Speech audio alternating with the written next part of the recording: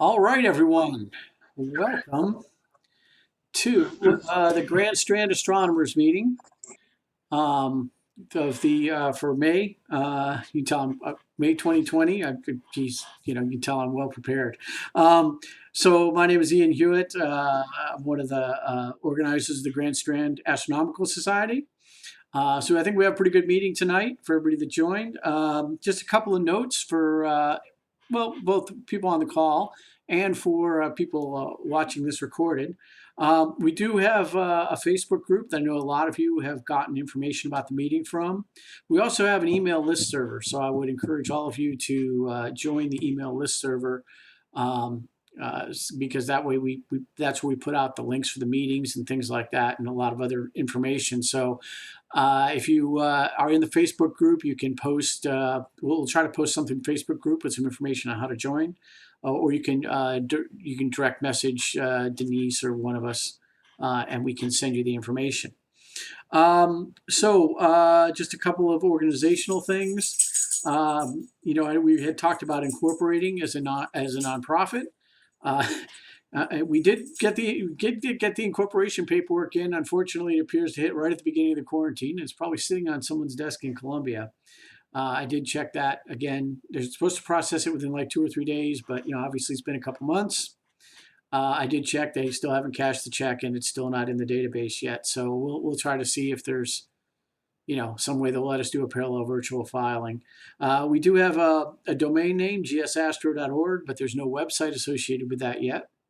But we got the domain name because many of you may have seen there was an article in my Horry County News about the Grand Strand Club, and they wanted an information address. So now we have an address where people can send email and get information.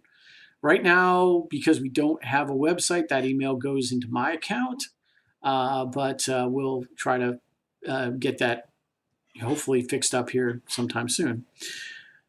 Okay, well, that's everything for like organizational type things.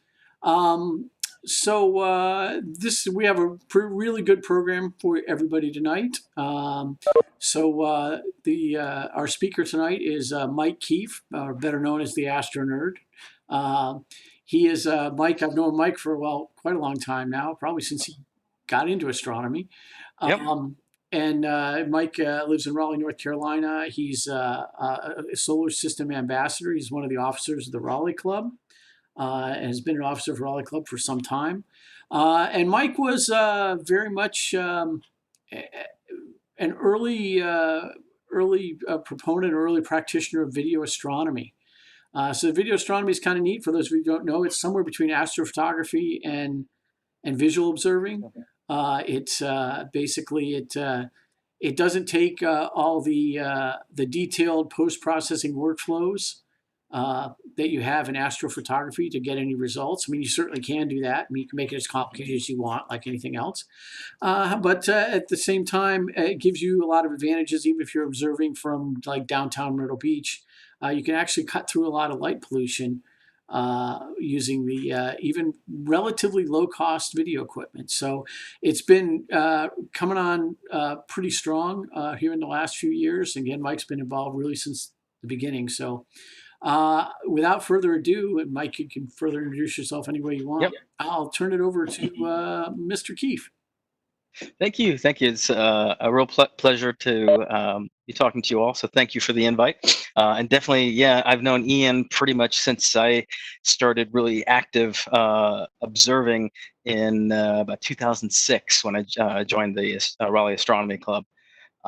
And one of the things that always really amazed me doing, getting involved in astronomy was always the astrophotography and just what could be done. And even though I was predominantly a visual observer, always had this desire to see more.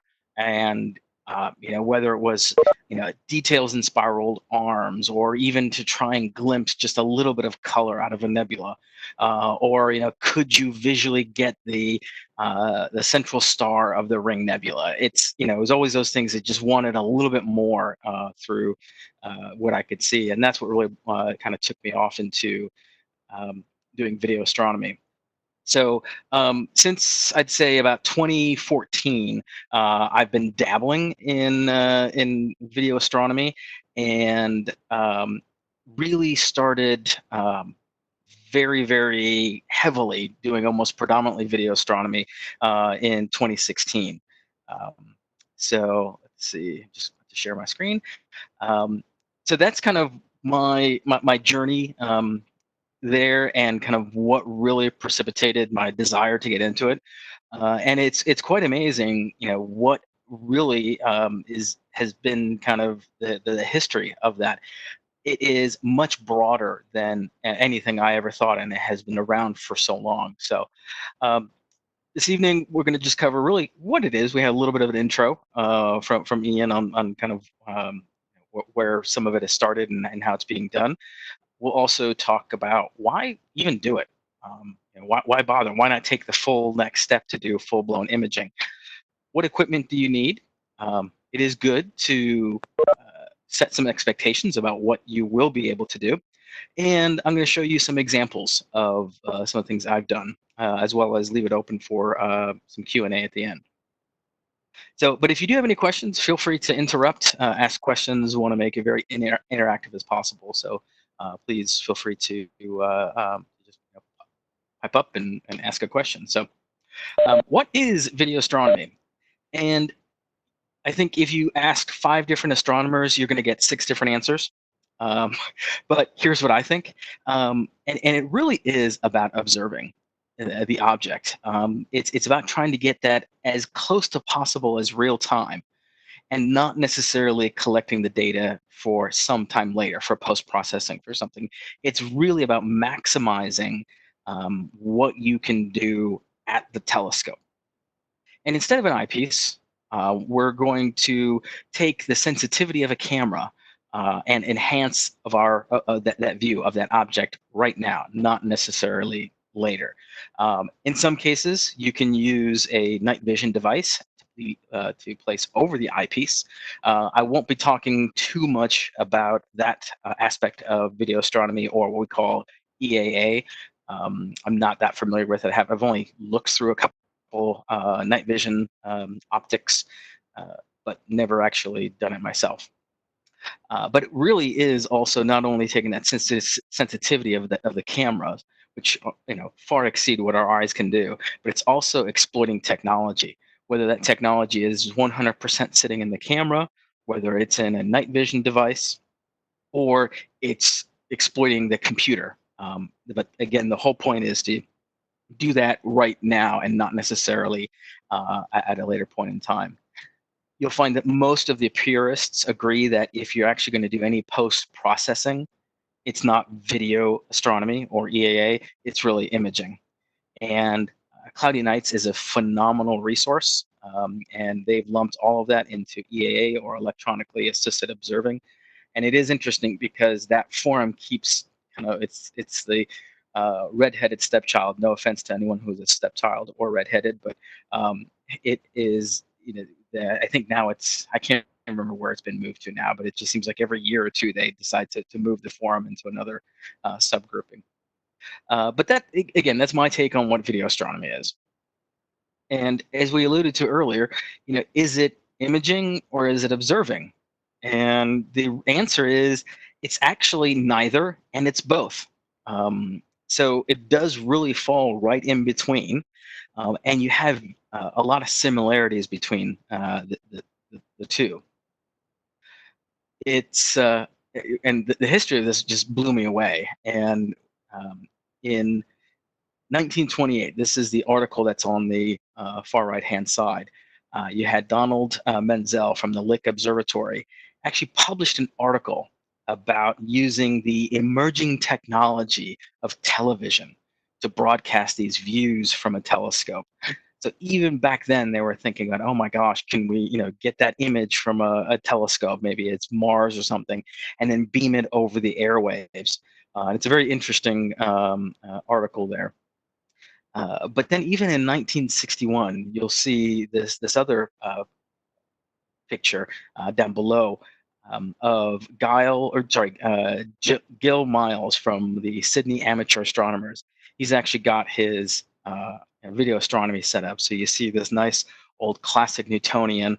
I can't even imagine what kind of camera this is, and I am really digging the old school television there. Um, he looks like he is absolutely, set up and dressed for observing. I know when I go out to our dark sky site, that's exactly how I dress. I'll do a quick pause to just mention that that's going to be the funniest joke you'll hear all night from my presentation. So if you didn't laugh then, um, it's just going downhill from there. Um, so continuing with our history of video astronomy, it really started to take off in the mid 90s, and this is when the amateurs started to experiment using these inexpensive CCTV surveillance cameras. One of the first very popular units was something called a Super Circuits PC23C. And it was actually pretty good for solar system objects, but to try and do anything deep sky, it really didn't work out. But in the late 90s, you had folks like Stellacam and Malincam started to come out with very highly sensitive chips, but they were very, very small. So you did not have a very good field of view. Then in the 2000s, the innovation kept coming. We actually got color, additional enhancements of what the camera could do, and people started talking about cooling. So this is where you can reduce some of the excess noise from these chips by making sure that they're actually colder than the ambient temperature. And here's where users started experimenting with all kinds of new security surveillance cameras. The LN300 became a staple here, as did many of the Samsung models. And that really was the trend going into the 2011, 2012s. They were very, very popular. And there's just been an absolute explosion now. So now that we have larger chips, we've got better sensitivity in cameras. We now have cameras where all you need is a single USB cable to both power the camera as well as to control any of the functions. And the software is just absolutely impressive, allowing much larger exposures, much longer stacks of data, able to provide much cleaner views, using all kinds of real-time enhancements, the ability to do something that a lot of astrophotographers or all of imagers do, things like applying darks, applying flats. So the software has really, really kind of come of age. So if we think about what the basic astronomy setup or video astronomy setups are, again, we're ignoring the night vision here. But this was really the simplest setup and what people used predominantly kind of in the 2000s and leading up to the early 2010s. But you had, in essence, an analog camera. So you had to have a separate power source to that. You had to have then a separate lead going into some external monitor, but it was pretty straightforward. Then you started experimenting a little bit more, providing a little more functionality. Again, we're still dealing with the standard analog CCD camera. It has its own power, but then we're able to, in essence, take the analog out and using a frame grabber, then convert that into a USB or through the USB into your computer, converting that signal back into digital, and now allowing software to help further enhance the view. And then lastly, now we're getting to a connection where it's just using the computer. You have a single cable that is controlling the camera, it's powering the camera, and in some cases you might need an additional power cable to provide cooling if you're using a cooled camera, but it's gotten much simpler with just that single connection. And this is what most people are doing today, using USB 2, USB 3 speed type cameras. So why even bother doing this? So it's great that all these options are out there, but who cares? Why not either do imaging or just enjoy observing? And one way is, it's all about increasing your light grasp. So this is a sketch taken in a very, very dark sky location outside of Greenbrier County, West Virginia. And it's a sketch of the uh, Ring Nebula.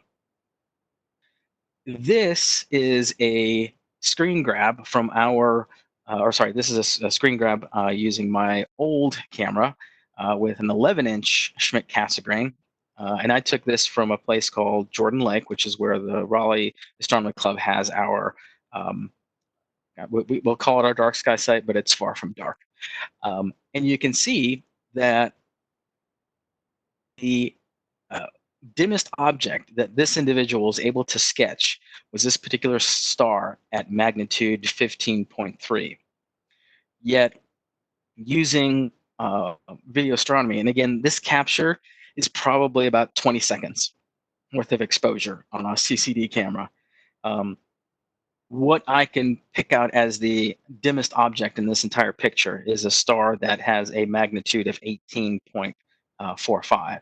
So that is an enormous difference in what you can actually see. So we're talking, your estimates range anywhere from 2 to 3 times is what you're increasing your aperture or your essential aperture uh, grasp.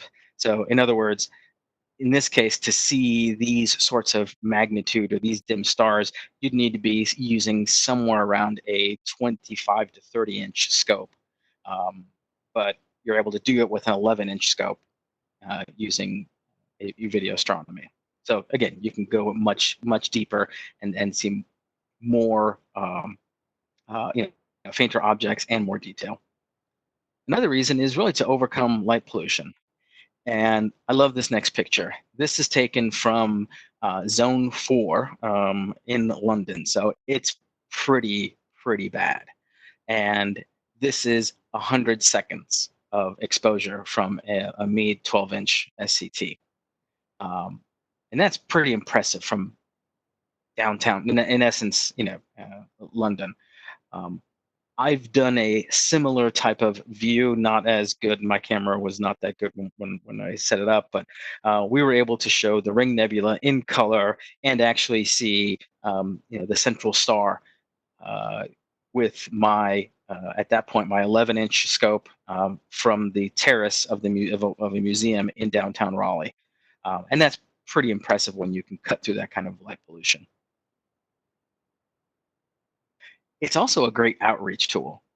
We've got some pictures up here of, in one case, we've got someone showing the moon and then projecting it down onto the ground. And you have people kind of looking at it. Going clockwise, we have another case where a person has a projector connected to their smaller SCT, and they're projecting an image of the Orion Nebula. And down below here is actually my very first attempt at doing video astronomy. Believe it or not, Ian, that is your TV that you brought out one night. This has got to be circa 2013, 2014. And I'm using another club member's black and white Steadicam. And in this scenario, you can kind of see, I think that should be I think that's the Orion Nebula. I could be wrong. It's some kind of nebula. But again, that was my first attempt, and it was a great way to do outreach. And that has been predominantly the way I do outreach now, because it's just it's phenomenal the way you can really grab people's attention. I still have that TV. I just replaced all the power supply the caps and the power supply. There you go. Yeah. So in fact, you can see here we are in the that's the Centennial Plaza. So looking at the I think that's the RBC Tower down at the end. So other reasons, it really does allow to kind of continue the enjoyment of astronomy even when people are having difficulty with their eyes.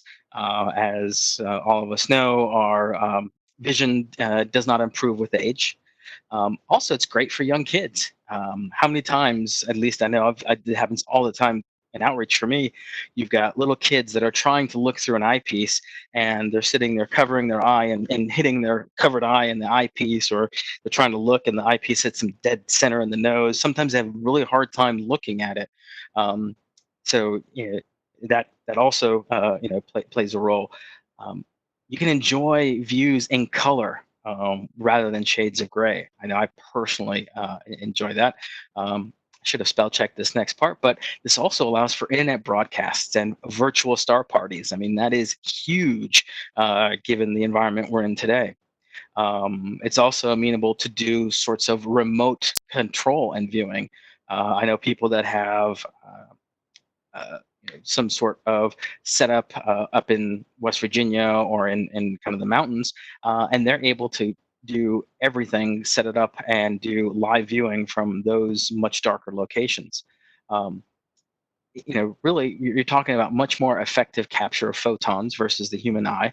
And it allows you to capture those really deep space objects with a much smaller aperture scope. So even though, yes, I'm using an 11-inch scope, there's no reason you can't get some jaw-dropping views through a 5-inch SCT or a 4-inch refractor. And it also allows for viewing dozens of objects in an evening. Whereas some of my fellow imagers in the club might be able to get 2 or 3 objects captured in a very, very long evening. I can usually get 5 to 6 objects in 1 hour and get a good picture and spend some time looking at it. Because to me, it's not just snapping a picture, it's being able to see that image start to develop on the screen and then play around with some of those enhancements. Try changing some of the features to see if I can play around and kind of get that additional piece of detail, much like what visual imagers will do when they tap the scope, to try and bring out some details or use averted vision. It's a great way to really really kind of tease out detail in an object. So there are some drawbacks, and depending upon your setup, it can be much more difficult to set up, operate, and take down. You're talking more cables, you're talking monitors, lots of extra equipment compared to doing, just straight visual observing. The use of projectors and monitors or top screens will definitely produce some stray light. I like to call that light trespass. So in order to do this well, you really should practice good, kind of lighting behavior and ensuring that you're minimizing any sort of light escaping from your setup. And the reality is, a lot more can go wrong when you've got all these different pieces set up versus viewing with an eyepiece. And the learning curve can be kind of steep depending on the software that you're using.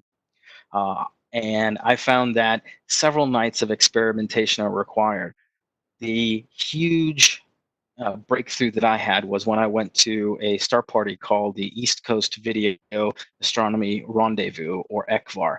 And they said, yeah, don't worry about light. You can shine as much white light onto the field as you can, but if you break out an eyepiece, we are going to heckle you until the cows come home. So it was, you pretty much, yeah, you better do video astronomy or something. And it was the fact that I had a week there and kind of every night tried something different. So again, it was kind of this iterative step, and that made a huge difference. Rather than trying to get it all correct and get that great picture the very first time or that great view the very first time, taking some iterative steps, and also having other folks around that actually had overcome some of those learning curves was really really great as well. So what kind of equipment do you need? The camera, obviously, or a night vision eyepiece, but you need a camera to generate that live view. Traditionally, those cameras have been CCDs that have been upgraded from low light security cameras, and it is traditionally an analog out. You also have the options of higher sensitive CCDs and CMOS cameras. Those are the most common. You can use a DSLR or a webcam. Even a smartphone camera can do it. And there has been a very strong movement. In fact, it's predominantly now towards a USB connected device using full digital CMOS cameras. That really seems to be the overwhelmingly common type of camera used today, with good sensitivity, high sensitivity, but super low noise chips. That's the big piece that seems to be the driving factor these days, is that low noise chip. And we are moving more towards larger and larger chips as they become a little bit less expensive. Definitely megapixel sensors, and really resulting in much better resolution. However, and that's the CMOS piece. However, they do tend to be slightly reduced sensitivity compared to a CCD device. So, for example, I started out with the CCD camera. I now have a CMOS camera. And while my resolution is so much better and it's so much easier, and for me, it's a just much more rewarding view, it does take longer to get that view. It's not as sensitive to all those pixels or all the light coming in. So again, even with the type of cameras, there are drawbacks. Um, and cameras can have very specific design and uses. Obviously, you can have planetary cameras, those things that are built really more for the brighter DSOs, also for dimmer DSOs, and some cameras that can, really excel in just doing solar or H alpha work.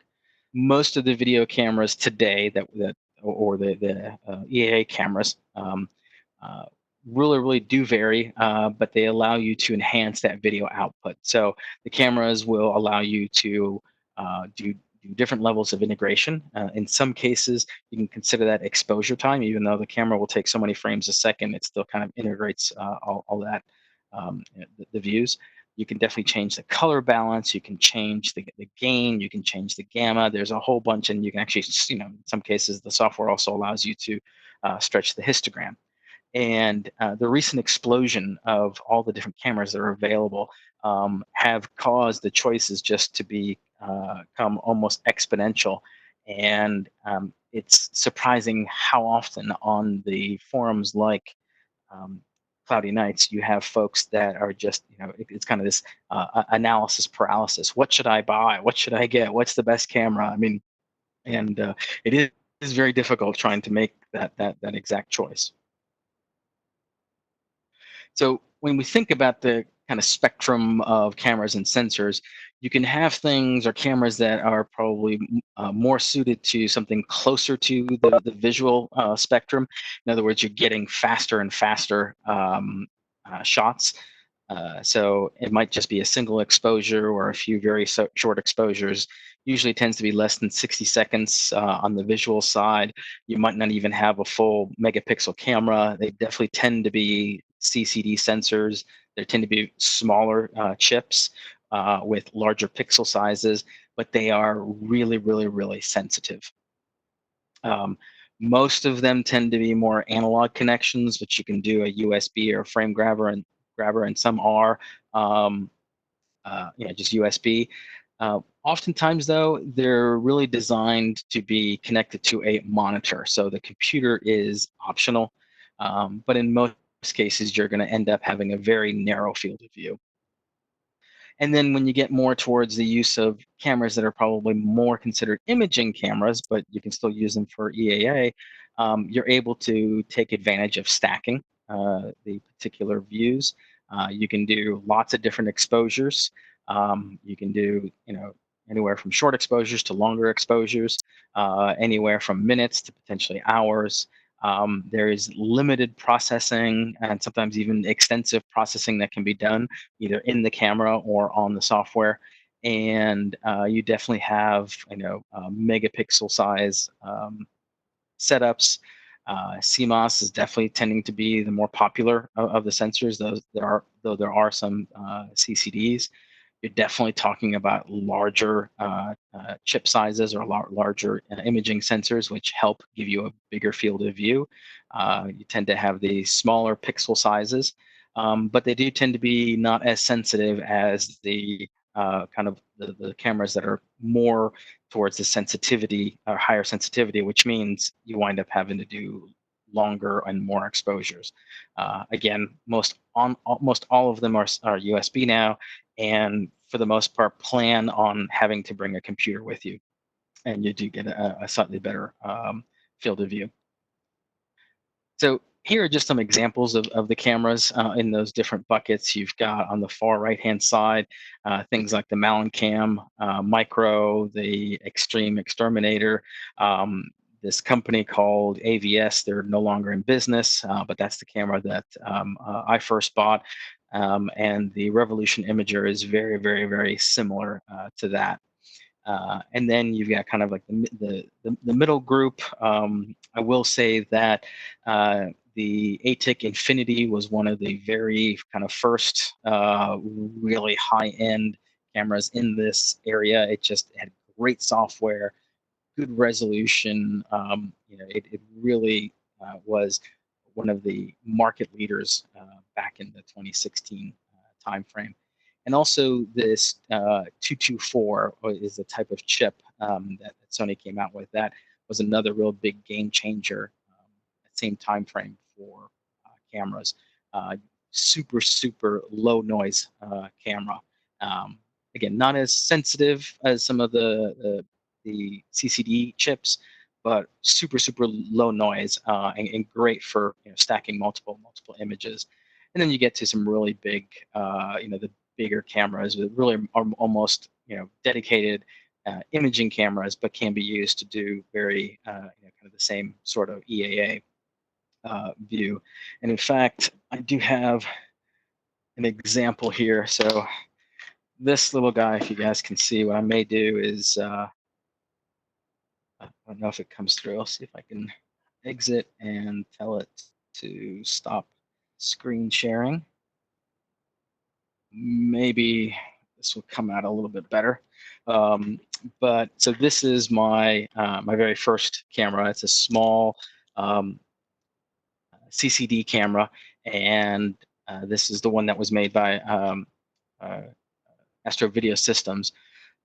So you have the analog out coming through here. I'll just take this part off. If this will just come off. All right, maybe it doesn't want to come off.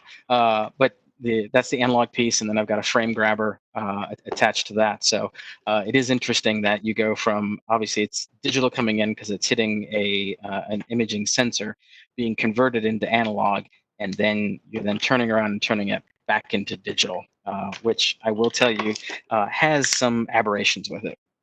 Then I've got I need a 12-volt power supply to run this, and then there's also a remote here that would then run this camera, and it enabled me to change settings, the gain, the integration, all sorts of things that would allow me to get into the in-camera menu. Otherwise, I could actually go. I'd have to do it by hand and touch all the little controls in the back of this camera. Which, if you can imagine, trying to touch that while it's sitting on your telescope, it's going to cause everything to shake. So this is what I started out with, and I've since moved up to the ZWO. This is called the ASI 385, and this is actually a cooled camera. And I've really been enjoying this. Still, few little bits of the learning curve to get over, but so far it's really been great, and very much enjoyed this. So much easier to connect. It's just I power it up if I want to use the cooler. I've got another little plug, and then one single USB cord to my mount or to my hub. So very easy to use.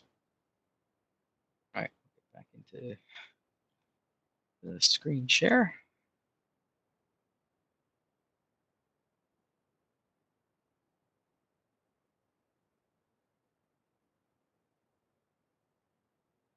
Okay. So as far as telescopes, really any telescope will do as long as it can reach you can get focus with a camera on it. Aperture is much less important with video astronomy. Your focal ratio is going to be much more important. The lower the focal ratio, just like within astrophotography, the faster you'll actually acquire your images. And traditionally, that's also the wider the field of view. Since many of the cameras will have small sensors, especially more entry-level cameras, that combination, along with a long focal length telescope, will give you a really narrow field of view. So again, sometimes it's really hard to get those pictures or those views that you want with that such a incredibly narrow field of view. Schmidt-Cassegrains with Hyperstar, so that's when you get it down to f2, work really well, fantastic. But again, Hyperstar has its own complications. But the larger that you do go in aperture, just like when you're doing visual work, they are more susceptible to light pollution, moon glow, stray light, atmospheric disturbances, that sort of thing. But for the most part, if you've got a scope already and your camera, you have a camera that can achieve focus in it, that's a great place to start.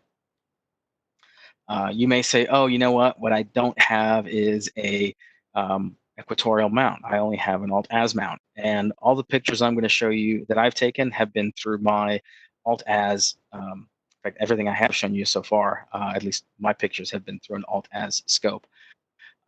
So you can do it with pretty much any scope. Again, depending upon what you're doing, you may be limited in what you can take. If your scope tracks, all the better. So even a Dobsonian that tracks, you'd be surprised what you can get with video astronomy. You will be limited to individual exposures being less than 20 seconds, because after 20 seconds, you will start to see a little bit of field rotation.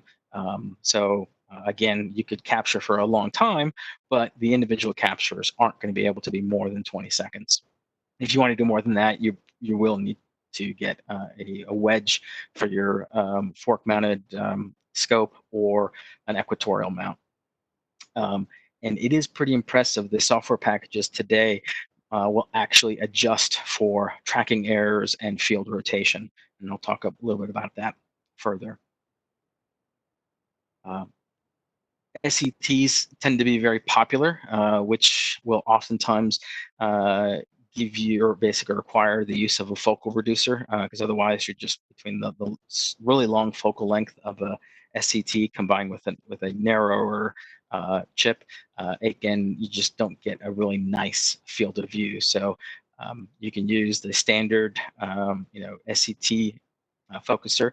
Ironically enough, I actually use this focal reducer with my refractor and an adapter. So I use my it's about an f6, 6.566 refractor, and then I'll put this reducer on it when I use my ZWO camera.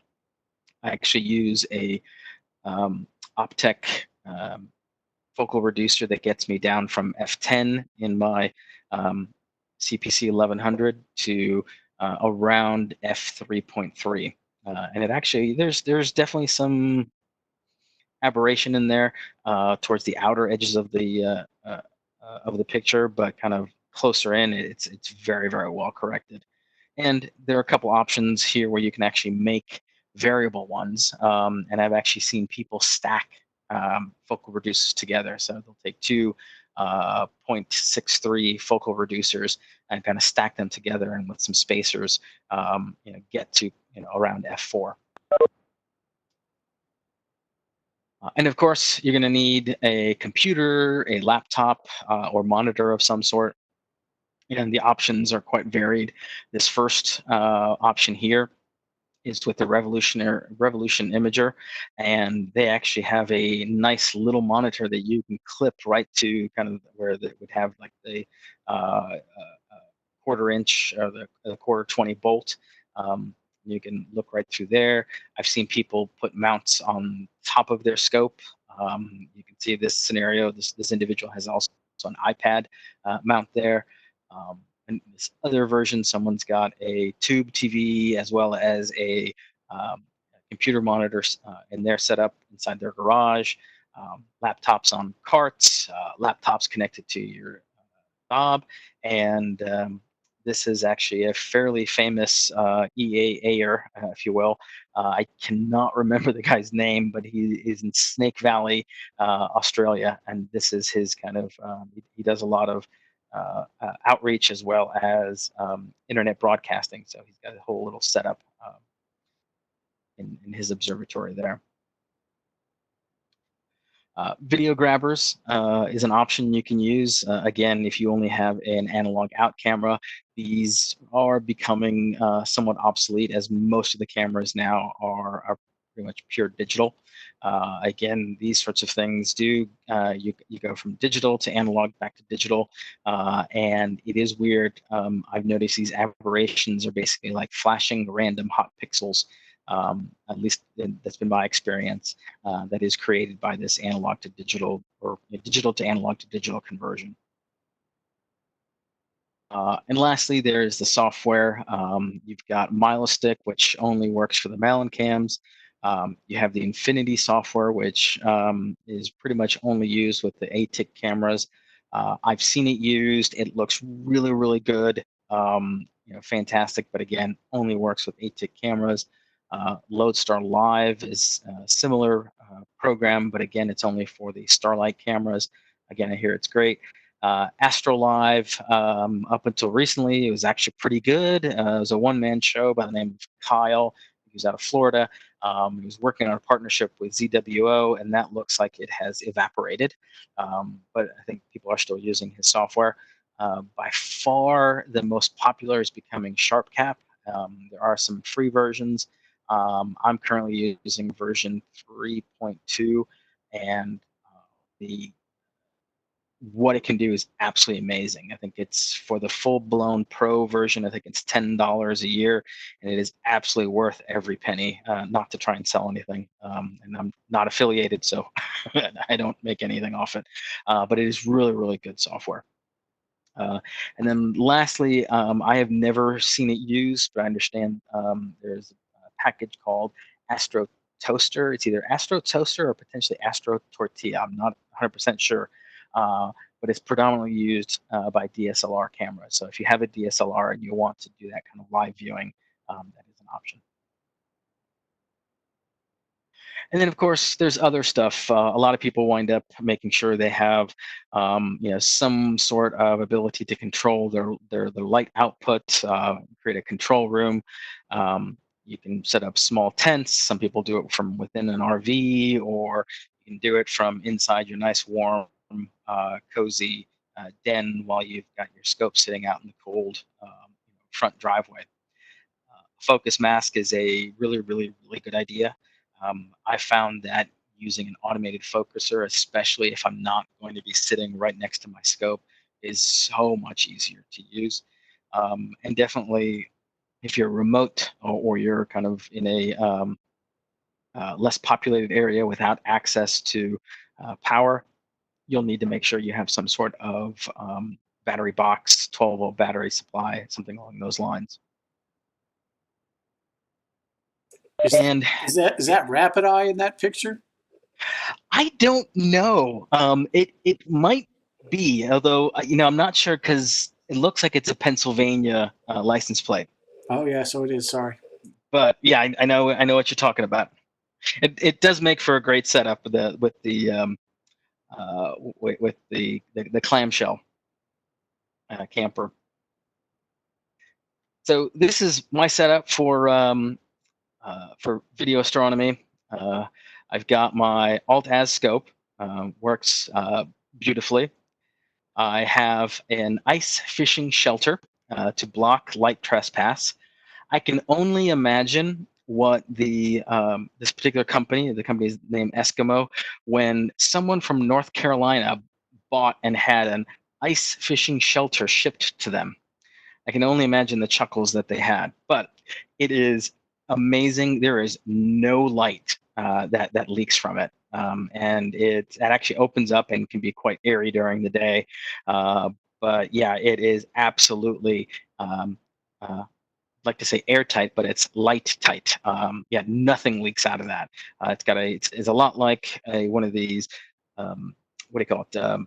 Yeah, like deer blinds or hunting blinds, and it does have a black interior.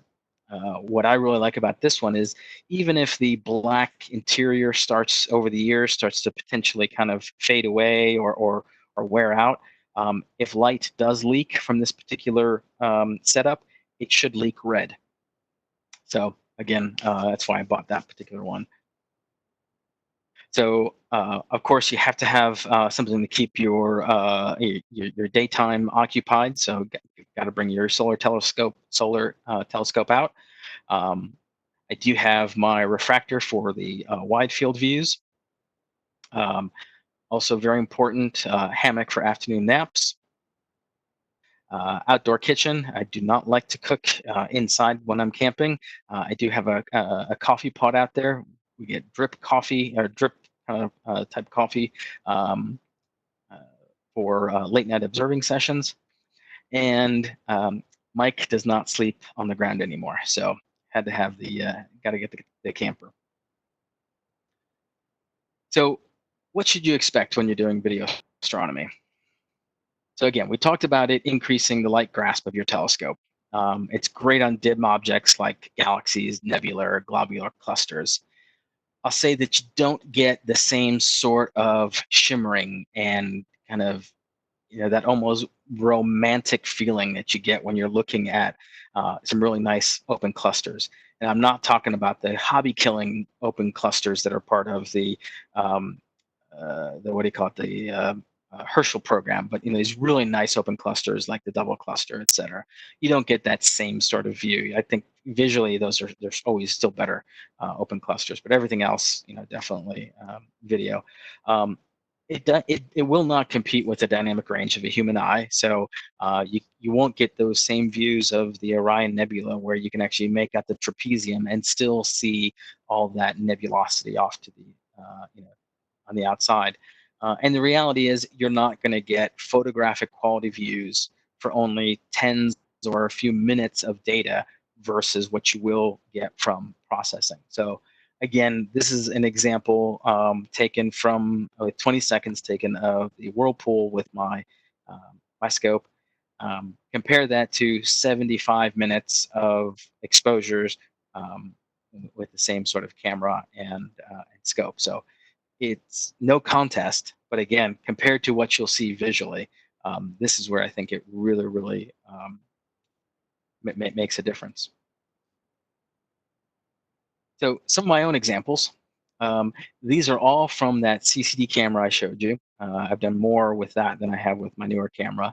You will notice that these definitely are a little bit lower resolution, and some of the stars look a little bit blocky. So again, that's really more limitation of the camera and resolution. But again, you get great nebula. Shocked that we can actually start to see some detail on the Crab Nebula. Really like some of the blues coming out of the dumbbell. This was taken from that same camera, but through my refractor. So there's you can see the horse head and the flame in this one. Here's an owl cluster. Again, you can see you're not. This is an good example. You're not getting a lot of the different colors. It's not that same just really breathtaking view that you might see with your eye of an open cluster. But then you can still see a really neat view of the Sculptor galaxy. Um, just as a comparison, using the CMOS camera, you can start to see that we're getting some, better resolution on some of these pictures. So to me, the Eagle Nebula is just a perfect example. It is a little bit wider field of view because it's a bigger sensor using the same scope. So I'm just going to kind of toggle back and forth. So if you look at the Eagle Nebula here versus the Eagle Nebula here, to me, it's completely see a just much better resolution. Uh, we have the Ring Nebula here, and we've got the Dumbbell Nebula here as well. Fortunately, I haven't really had a chance to exploit that camera at a star party just yet. So hopefully that will be remedied as soon as we get beyond the current predicament that we're in. I do want to call to everyone's attention, just if you look at this Eagle Nebula picture, you'll see what looks like some weird kind of gradient at the bottom where it looks very, black, almost like there's a line, and it's slightly wedge shaped. And that's actually an artifact from the rotation that the software puts on in the pictures, because it's aligning and making sure when it's stacking, it takes all the pictures and aligns the stars over each other. So one, it will, it will um, uh, ensure that you don't have rotation from the fact that I'm using an alt-as mount. But if you do have any problems with your tracking, it will try and keep those images right on top of each other. So you can see what it's done is that as it starts to build picture after picture after picture, you can see it starts to actually rotate. This is a 3 to 4 minute stack of images. And so that's how much rotation that we're seeing just in those 3 minutes. But again, with the right software and a camera, you're able to get a pretty neat view. And everything we've shown here is nothing has been edited other than me cropping something. There's been no post-processing. These are literally as I saw them on my screen. So with that, open it up for any kind of Q&A.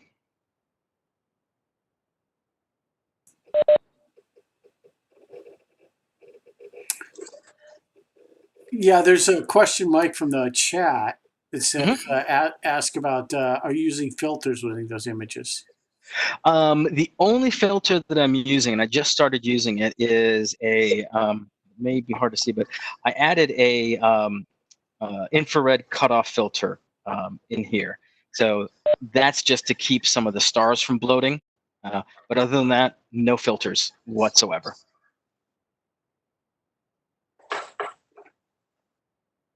Now, I have heard of people using UHC filters or some light pollution filters as needed. But personally, I haven't found that they are as useful as they are for when you're doing stuff visually. Hi, it's Chris Taylor. I've got a few questions. I don't want to take up too much of your time. Thanks for the presentation, by the way. In terms of saturation, dynamic range, what sort of dynamic range do your cameras have, and how many bits is that? Yeah, so I don't know on the other one with the ZWO. It doesn't have the same kind of saturation as some of the more purpose-built astrophotography cameras. And I think one of the measures of that is like the well depth of the sensors. This is not as, it doesn't go as deep, so it can get oversaturated pretty quickly. So you've got to really kind of play around with the gain and the exposure limits to make sure that you aren't going past that point. Okay, but it is, it's not the same as, let's say, a more purpose-built, longer exposure DSO type camera. You said you're using software that removes rotation. Mhm. I'm kind of curious about that for astrophotography. What software is that? It's called SharpCap. I've got it. Yep. I just don't know how to do it. Yeah, so when you're doing live stacking, there's an option to align frames. One thing I will tell you is that you got to play around with it a little bit to make sure that you tell it exactly how many stars you need to do that, as well as depending upon what you're seeing is like. So if you've got some bad seeing, you actually have to tell it that stars can be slightly bigger pixels, because if you've got that bad, your seeing's not that great, you could have pixels jumping back and forth. So and again, you might not want to align on those frames either. So, but in that live stacking, play around with the kind of what your minimum and maximum pixel size a star can be, and there are some other things. But yeah, it's actually, I've found that it's quite good at doing that. Okay, thanks. Do you find anybody needing to use pollution filters to overcome light pollution?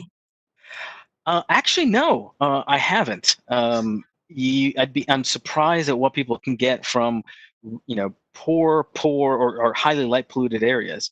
So I've done obviously from downtown Raleigh. I've seen people do some stuff from London, and quite frankly, they're not using filters.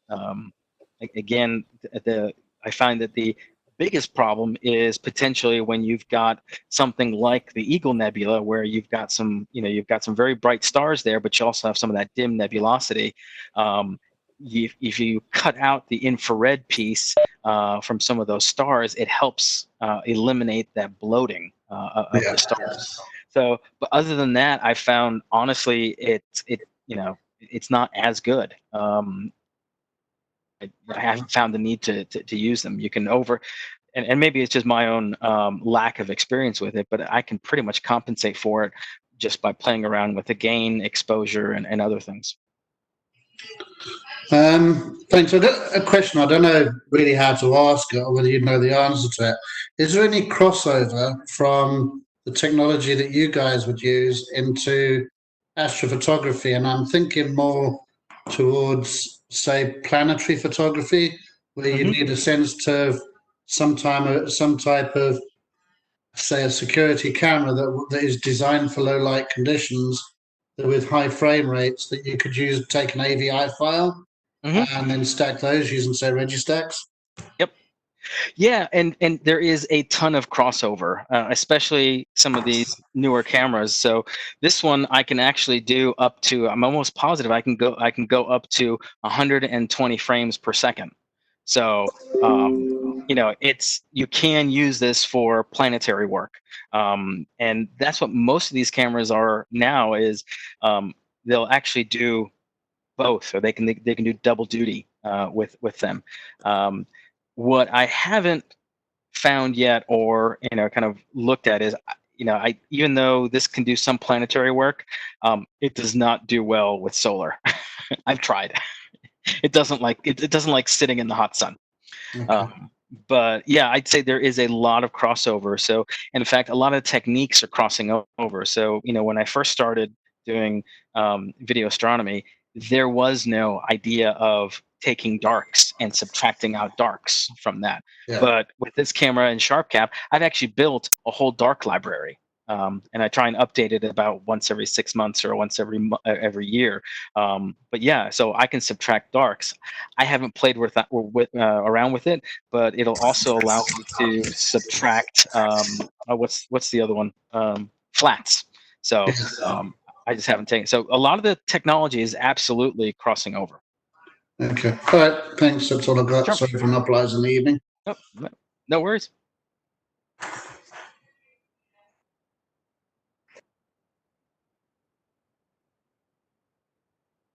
So, Mike, the images you took with the 385, I know that's fairly new camera. So most of those are from not exactly dark sky sites, right? The ones that you were showing us. Yes. Oh yeah. Yeah. These are all from I'd say kind of Staunton River type. So they are darker areas. So you took them at Staunton River then? Yeah. These I'm almost positive these three were taken from Staunton River this past fall.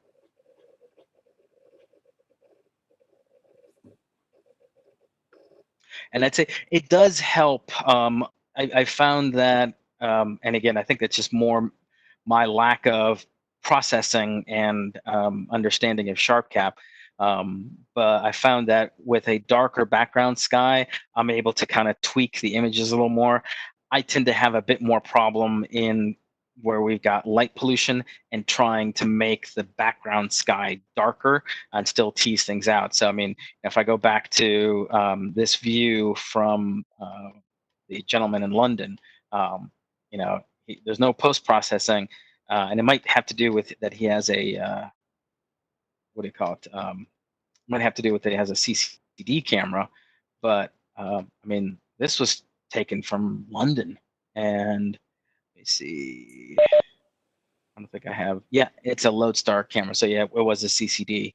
But again, I mean, it's pretty darn impressive. You're able to get that kind of a dark background sky from London. To me, I'm just not. I haven't figured out the right settings to for my camera to get that. I know it can do it. It's just playing around.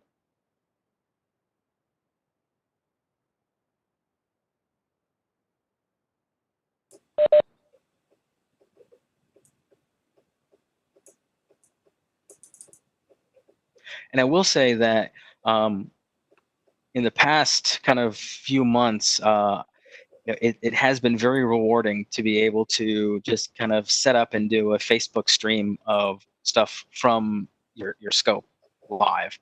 I know, Ian, you and some of your students attended kind of one of the first ones I did at night.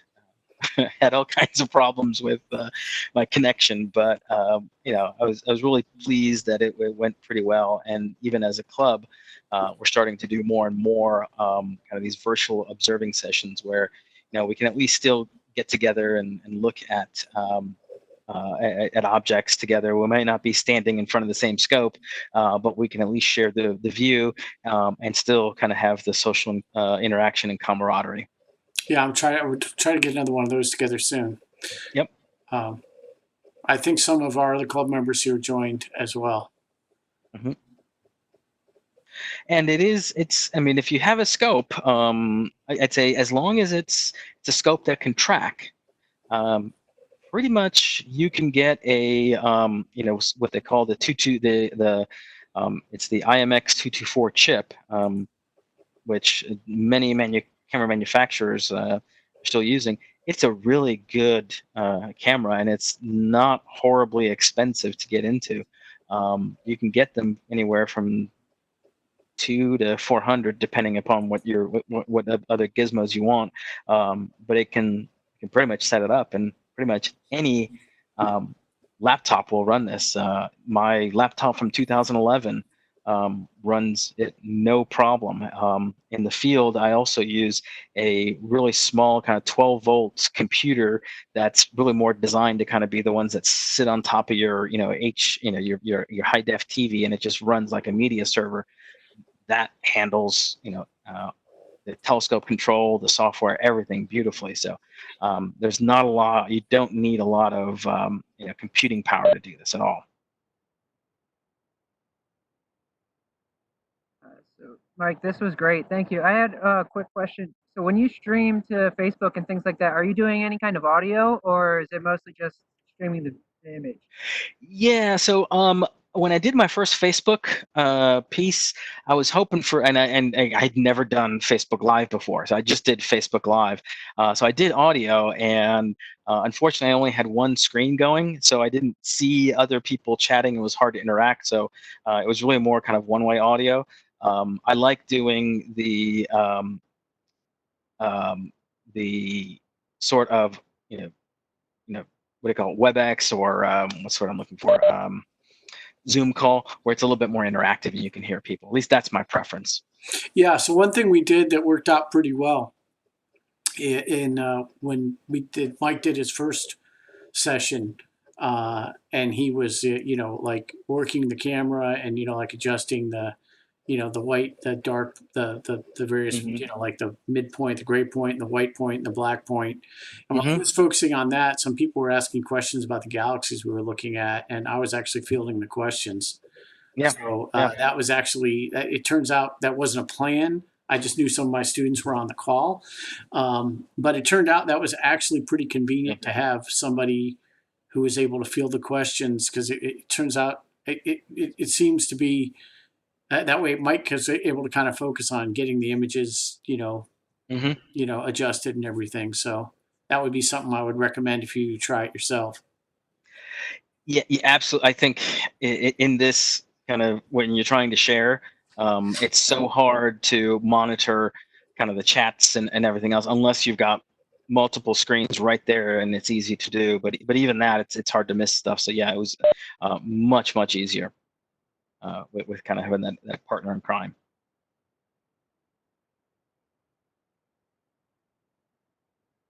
In fact, we might be planning, Ian, something for tomorrow. So Oh, really? yeah, I mean, we're happy to share it and invite all of you to join. So Yeah, please we're gonna see if that works. Yeah. shoot it to me and I'll get it out to everybody. Yeah. So Yeah, assuming I may try weather to looks set good. I may try to set mine up too if the weather Yeah. is going to be okay here. Yep. I'm going to try to. I've got a 224 ASI 224, Mm-hmm. and I'm going to try to. I just installed all the software, SharpCap, and my CPWI, and I was going to try to set up in my driveway. Yep. I love that software, both SharpCap and the new Celestron mount control. And hopefully, Yeah. Well, I hope I was able to inspire some people. It's something that I'm really excited about. I was planning this March when I went to Staunton River, which unfortunately was canceled. I hope to be one of the first, if not the first person, to actually do an entire Messier marathon via EAA and get all 110 objects, or 109, depending upon your view of the Messier list. So I know that fellow SSA Jonathan Ward has done the Messier marathon, actually doing astrophotography. But I thought, hey, I'll try my claim to fame. I don't know if anyone has ever done it with kind of EAA. Not like there's much of a difference when you're talking about, I think it turns out you have to be able to do an image every 5 to 6 minutes. So I don't think there's much difference between imaging and EAA at that point, but yeah.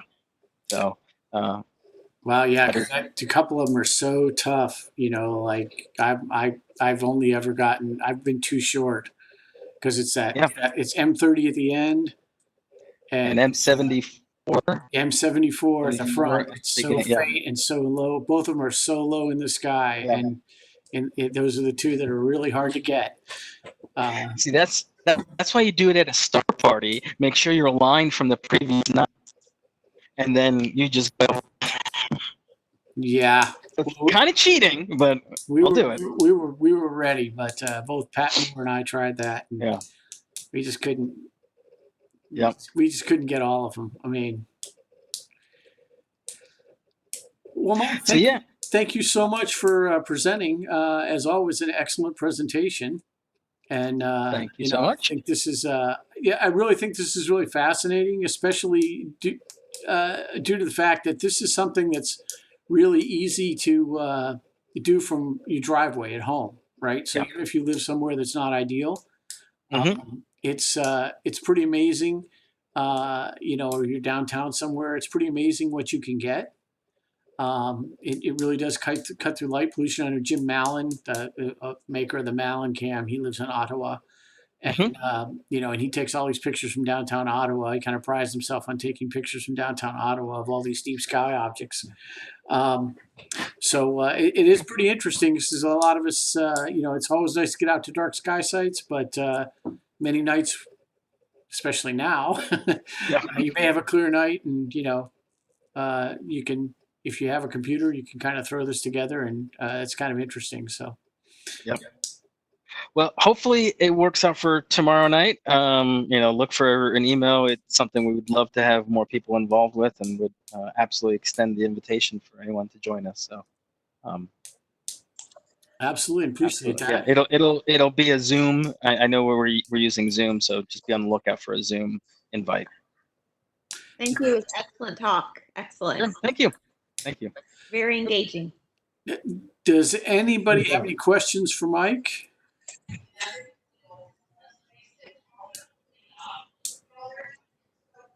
I'm sorry, is that a question or background? Okay. All right. Well, thank you so much. Background. Yeah, I'll log off. Is there any? Oh, yeah, that's fine, Mike. Thank you. Does anybody, before we go ahead and log off, does anybody have any questions in general or about any Grand Strand Astronomy or anything, announcement or anything you'd like to make or question? Yeah, I've got two of the club scopes sitting at my house. They don't seem to be getting too much use. Yeah. I've now got a population of about 6 telescopes in the house. Okay. So I guess maybe I should put something out on the list to see if we can get someone to take one off your hands. All right, thanks.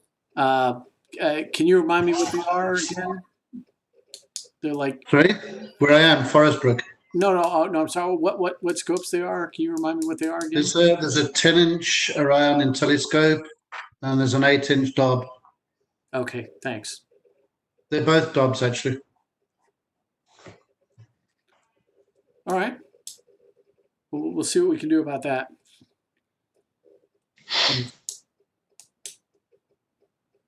All right. Well, if nobody has any questions, I'm glad everybody was able to come out.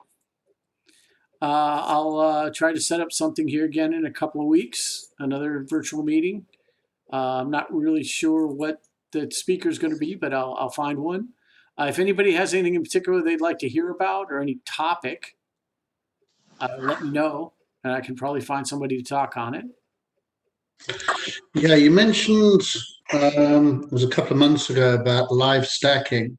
I don't know whether that was sort of half covered in tonight or whether it's something that is used for deep sky imaging and post processing.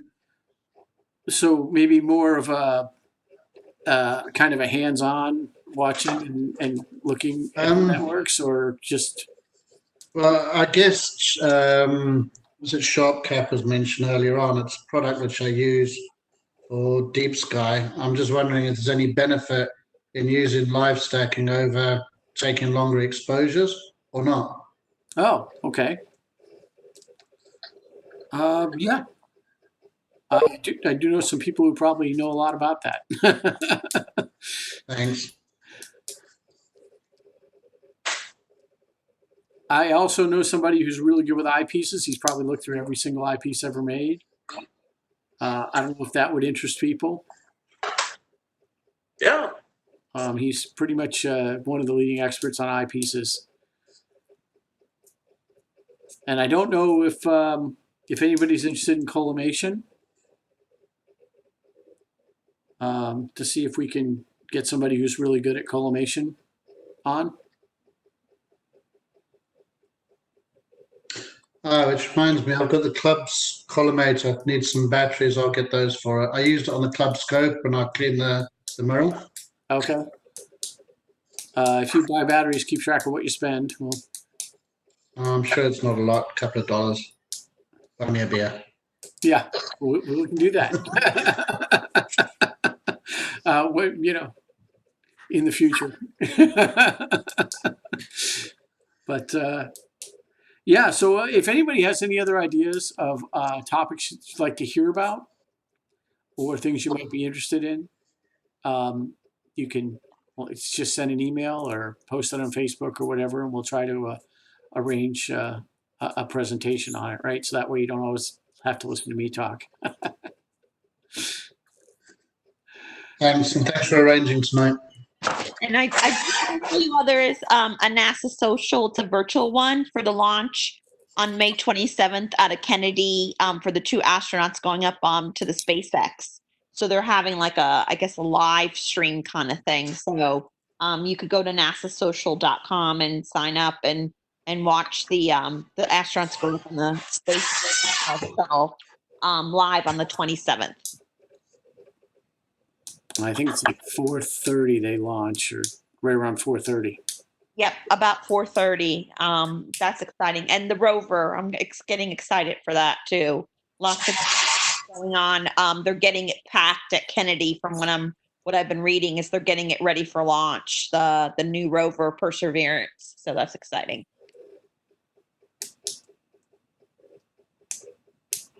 Thank you, everybody. Well, thanks everybody. And Good job, guys. look forward to seeing everybody in person eventually. But if not, we'll see you. Either way, we'll see people virtually sometime in the next couple of weeks. Sounds good. Great. Thanks. Night all. Night. See you. Night. Thank you.